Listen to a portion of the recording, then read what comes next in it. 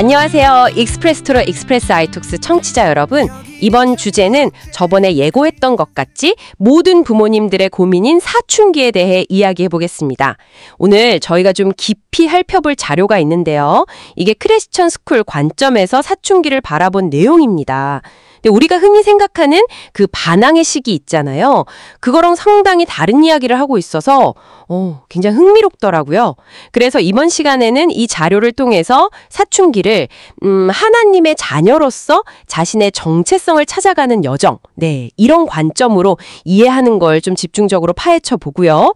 이게 청취자 여러분의 경험이나 생각에 어떤 새로운 빛을 던져줄 수 있을지 같이 고민해 보면 좋겠습니다. 그 소위 중2병이라는 고정관념과는 어떻게 다를지 한번 도전해 보는 거죠. 자, 한번 들어가 볼까요? 우선 우리 사회에서 사춘기 하면 딱 떠오르는 이미지, 바로 중2병. 방언 걸어 잠그면 대화 안 하고 괜히 시크한 척하고 부모님 말은 잘 안 듣고 마치 꼭 겪고 지나가야 할 어떤 병처럼 여기기도 하잖아요. 네, 맞아요. 그런 인식이 강하죠. 그런데 이 자료는 바로 이 지점에서 잠깐만요 하고 딱 멈춰 세우는 거예요. 심리학자 로버트 에피스타인이라는 분의 연구를 인용하는데요. 네. 사춘기의 그 격렬한 반항이 생물학적으로 꼭 나타나야만 하는 건 아니다. 이렇게 주장해요. 그쵸. 상당히 좀 도발적인 관점일 수 있죠. 네.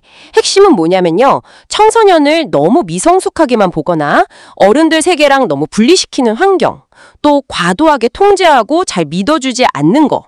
신뢰 부족. 네. 그런 환경이 오히려 반항심을 키울 수 있다는 거예요. 환경 탓일 수 있다. 그렇죠. 다른 문화권 얘기도 잠깐 하는데 청소년한테 일찍 책임감을 주고 어른들이랑 같이 어울리게 하면 이런 반항이 훨씬 덜하다는 거예요. 네, 아이 자체의 문제라기보다는 환경적 요인, 굉장히 중요한 지적인 것 같아요. 네, 바로 그 지점을 성경적인 관점에서 좀 더 깊이 파고들어요. 이 자료에서 정말 강조하는 건 성경 어디에도 사춘기를 반항과 혼란의 시기, 이렇게 딱 규정하지 않는다는 점이에요. 성경에는 그런 말이 없군요. 오히려 그 반대에 가깝죠. 성경 속 인물들을 보면 정말 놀라워요. 그 소년 다윗, 거인 골리앗 앞에 얼마나 담대하게 나섰어요. 네, 그렇죠. 어렸을 때죠. 다니엘이랑 그 친구들도 보면 막 이교 문화 속에서 자기 신앙 지키겠다고 결단하고 어린 소년 마리아가 그 엄청난 하나님의 계획을 받아들였던 순종, 이게 다 10대 시절에 일어난 일들이거든요. 하나님을 깊이 만나고 그 뜻을 따랐던 거죠. 와, 생각해보니 정말 그러네요. 그래서 자료는 이런 성경 구절들을 근거로 제시해요. 너는 청년의 때에 너의 창조주를 기억하라. 전도서 12장 1절 말씀이죠. 또 누구든지 내 연소함을 업신여기지 못하게 하고 믿는 자에게 본이 되라. 디모데전서 4장 12절. 오히려 더 적극적인 역할을 기대하는 거군요. 맞습니다. 요약하면 성경은 이 시기를 문제 행동의 시기로 보는 게 아니라 오히려 하나님을 진지하게 찾고 믿음 안에서 성장하고 또 본을 보일 수 있는 아주 중요한 때로 여긴다는 겁니다. 그렇군요. 이게 심리학적으로도 좀 연결되는 지점이 있는 것 같아요.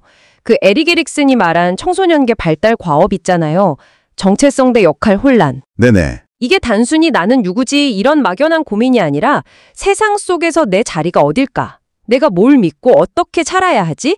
이런 아주 치열한 질문이라는 거죠. 그렇죠. 아주 근본적인 질문이죠. 바로 이 지점에서 자료가 중요한 통찰을 딱 제시하는데요.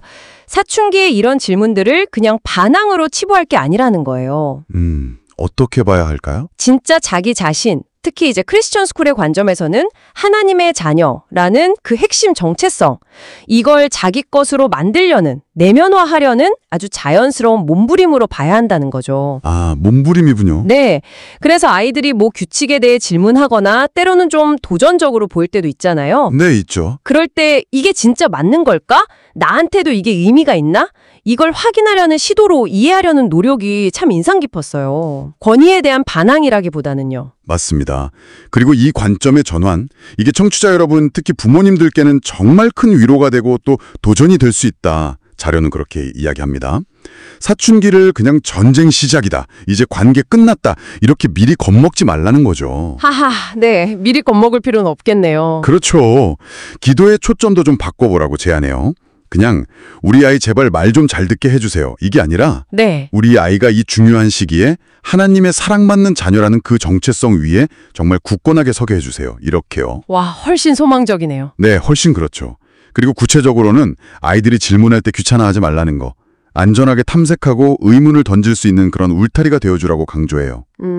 안전한 울타리. 네. 내 생각을 존중해. 하나님이 너를 통해 이루실 일이 기대돼. 널 믿는다. 이런 신뢰의 메시지. 이게 정말 중요하다고 해요. 믿어주는 거군요. 네.